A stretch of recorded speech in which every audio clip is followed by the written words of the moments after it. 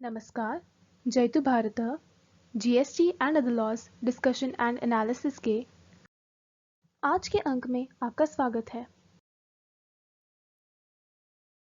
Haryana excise और taxation department ने GST return scrutiny के लिए एक मैनुअल जारी किया है। यह Haryana GST return scrutiny manual excise and taxation department government of Haryana ने जारी किया है और इसमें यह दर्शाया this manual is only for information purpose and is to be used by officials of the Haryana excise and taxation department only. जो Haryana excise and taxation department के अधिकारी हैं उन लोगों की जानकारी के लिए यह मैनुअल बनाया गया है, लेकिन इसमें से कुछ उपयोगी जानकारी टैक्स पेयर्स के लिए भी उपयोगी हो सकती है। वो थोड़ी सी जानकारी इस अंक में दे रहे हैं। इस मैनुअल का जो उद्देश्य है वह जो भी प्रोसीजरल एस्पेक्ट्स हैं रिटर्न स्क्रूटिनी से रिलेटेड उनको स्टैंडर्डाइज करना और स्ट्रीमलाइन करना है। इस मैनुअल के अंदर काफी डिटेल में प्रोसीजर और गाइडलाइंस दी हुई है और वास्तव में काफी अच्छा एक मैनुअल बनाया गया है। यह यहां पर दर्शाया है कि यह केवल Haryana excise and taxation departments के ऑफिसर्स के जानकारी के लिए और उनके यूज करने के लिए ही यह मैनुअल है और इसकी वैसे कोई लीगल वैलिडिटी नहीं है, क्योंकि इस मैनुअल को समय समय पर अद्यतन भी किया जाएगा। जैसे जैसे एक्ट में रूल्स में कुछ चेंजेस होंगे, कुछ एक्सपीरियंस होगा, कुछ फीडबैक मिलेगा, तो उसके बेस पर यह मैनुअल में चेंजेस भी किए जाएंगे। जो टैक्स पेयर स्टेट जुरिस्डिक्शन में है अर्थात हरियाणा एसजीएसटी डिपार्टमेंट को अलॉट हुए हैं, केवल उन्हीं टैक्स पेयर्स का रिटर्न का स्क्रूटिनी हरियाणा एसजीएसटी डिपार्टमेंट के अधिकारी कर सकेंगे। जो यूनिट सेंट्रल जीएसटी डिपार्टमेंट को अलॉट हुए हैं उनका स्क्रूटिनी स्टेट जीएसटी के अधिकारियों को नहीं करना है। तो यहां पर यह एक बात स्पष्ट हो जाती है कि केवल जहां पर इन्वेस्टिगेशन से रिलेटेड केसेस हैं वही केस इररिस्पेक्टिव ऑफ जुरिस्डिक्शन, चाहे कोई टैक्स पेयर सेंट्रल जुरिस्डिक्शन में है या स्टेट जुरिस्डिक्शन में है, कोई भी टैक्स डिपार्टमेंट इन्वेस्टिगेशन कर सकता है। लेकिन जहां पर रिटर्न स्क्रूटिनी, ऑडिट इत्यादि की बात है वहां पर जिस टैक्स डिपार्टमेंट को अर्थात यदि स्टेट जीएसटी डिपार्टमेंट को टैक्स पेयर अलॉट हुआ है तो वह स्टेट जीएसटी डिपार्टमेंट ही उसका ऑडिट या स्क्रूटिनी कर पाएगा, ना कि दूसरा डिपार्टमेंट। जिस भी टैक्स पेयर का रिटर्न स्क्रूटिनी के लिए लिया जाता है उसका 1 वर्ष के लिए रिटर्न की स्क्रूटिनी करनी है। यदि उस वर्ष की रिटर्न की स्क्रूटिनी करते समय ऐसा पाया जाता है कि पिछले साल में भी कुछ मिसमैच था, तो फिर पिछले साल का भी स्क्रूटिनी उसी रिटर्न के साथ में कर लिया जाता है। अदरवाइज यह जो स्क्रूटिनी है वो हर साल के लिए इंडिपेंडेंटली करनी है। एक साथ में कई सालों की स्क्रूटिनी वैसे नहीं करनी है, लेकिन स्क्रूटिनी के दौरान कुछ पिछले साल का भी मैटर उपस्थित होता है तो उसको एक साथ में लिया जा सकता है।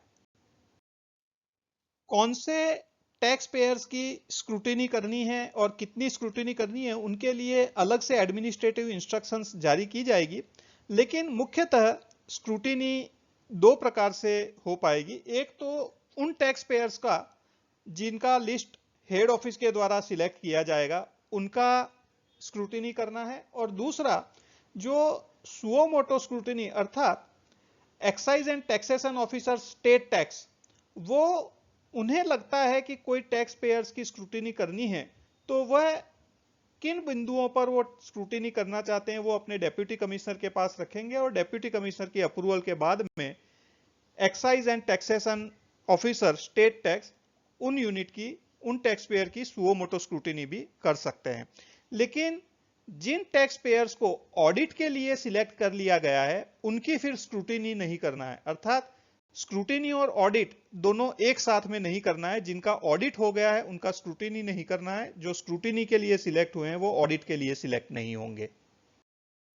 स्क्रूटिनी के लिए प्रॉपर ऑफिसर कौन है, तो वैसे तो हरियाणा के अंदर सेक्शन 61, 62 और 63 के लिए deputy commissioner of state tax, excise and taxation officer of state tax और assistant excise and taxation officer of state tax in sections के लिए प्रॉपर ऑफिसर है। लेकिन फिर भी मुख्यतः रिटर्न स्क्रूटिनी करने की जिम्मेदारी excise and taxation officer of state tax की रहेगी।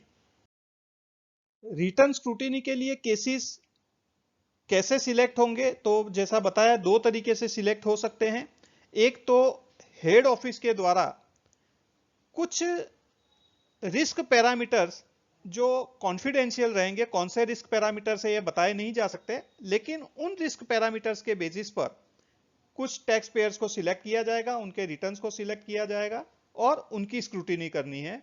और दूसरा, जो प्रॉपर ऑफिसर है वे सुओ मोटो भी केसेस को स्क्रूटिनी के लिए ले सकते हैं, लेकिन ऐसे केसेस में जो सुओ मोटो लिए जा रहे हैं स्क्रूटिनी के लिए, उसमें deputy commissioner of state tax का अप्रूवल लेना आवश्यक है। Deputy commissioner of state tax को लगता है कि इनका स्क्रूटिनी आवश्यक नहीं है, तो उस प्रकार की रिक्वेस्ट को वे रिजेक्ट भी कर सकते हैं। किसी भी टैक्स पेयर का रिटर्न स्क्रूटिनी करने के लिए सिलेक्ट होता है तो प्रॉपर ऑफिसर को सबसे पहले जो एनेक्सर 1 में दर्शाए हुए पैरामीटर्स हैं उनके आधार पर स्क्रूटिनी डेस्क रिव्यू कंडक्ट करना है। एनेक्सर 1 में ज्यादातर पैरामीटर्स वही दर्शाए हुए हैं जो सीबीआईसी के सर्कुलर में दर्शाए थे, उनके अलावा भी कुछ एक पैरामीटर्स इसमें दर्शाए हुए हैं। इसके अलावा प्रॉपर ऑफिसर को टैक्स पेयर की 360 डिग्री प्रोफाइल देखना है।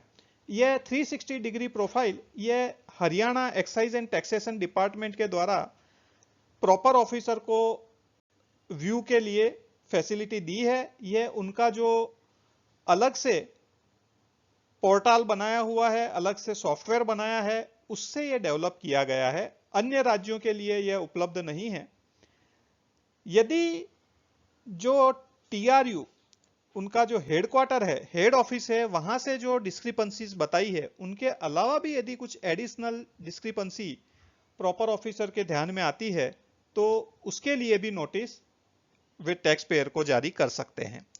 एक बार नोटिस जारी करने के बाद टैक्स पेयर को कैसे रिप्लाई देना है, वह रिप्लाई संतोषजनक है या नहीं है, यदि नहीं है तो कैसे डिमांड नोटिस जारी करना, वह सब प्रोसीजर इसमें विस्तार से बताई गई है। लेकिन वो सीबीआईसी का सर्कुलर के बारे में एक वीडियो बनाया था, उसमें भी मैंने थोड़ा डिस्कस किया था, और इनमें से जो इश्यूज हैं उनके बारे में अलग से भी वीडियो बनाएंगे। ये स्क्रूटिनी डेस्क रिव्यू में क्या क्या पैरामीटर्स चेक करने हैं ये दर्शाए हुए हैं। जीएसटीआर 1 और जीएसटीआर 3B के अंदर गैप जो है वह देखना है। उसके अलावा tax liability on account of inward supplies as declared in table 3.1D of form GSTR 3B, उसको किससे वेरीफाई करना है, तो जो आईटीसी अवेल की है ये अलग अलग टेबल्स के अंदर उनसे करना है। उसके अलावा ये जो ITC availed in respect of inward supplies from ISD input service distributor के वहाँ से जो आई है इनपुट टैक्स क्रेडिट, उसे table 7 of form GSTR 2A से चेक करना है। ITC availed in respect of all other ITC in table 4A5 of form GSTR 3B, इसको टेबल 3 और टेबल 5 ऑफ जीएसटीआर 2A। इसी प्रकार से ये अलग अलग, it may be verified that the taxable value declared on account of outward taxable supplies in table 3.1A of form GSTR 3B is not less than the net amount liable for TCS and TDS credit, ये भी check करना है। liability on account of outward supplies, ये जो form GSTR 3B के table 3.1A और 3.1B है, इसको टैक्स लायबिलिटी ई-वे बिल के अंदर जो दर्शाई है उससे कंपेयर करना है।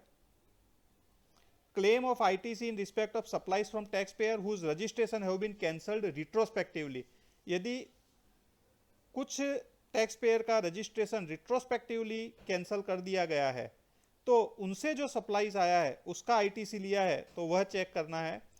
Ineligible ITC availed in respect of invoices, debit notes issued by the suppliers who have not filed their GSTR 3B returns for the relevant tax period, यदि return file नहीं किया है हमारे सप्लायर्स ने, जो टैक्स पेयर का supplier है, तो वह भी चेक करना है।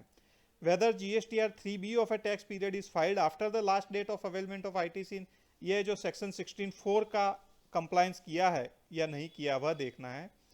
ITC availed in respect of import of goods in table 4A1 of form GSTR 3B, इसको वेरीफाई करना है table 10 and table 11 of form GSTR 2A से.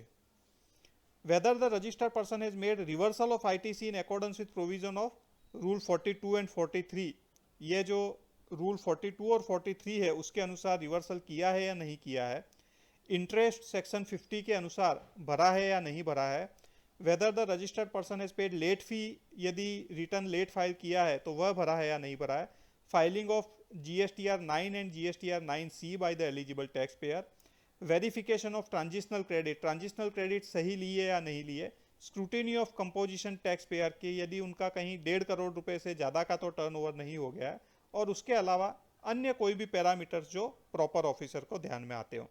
तो इस प्रकार से ये जो पैरामीटर्स है ये स्क्रूटिनी डेस्क रिव्यू कंडक्ट करना है. GST ऑफिसर भी स्क्रूटिनी डेस्क रिव्यू के आधार पर ही नोटिस जारी करेगा फॉर्म GST ASMT 10 में.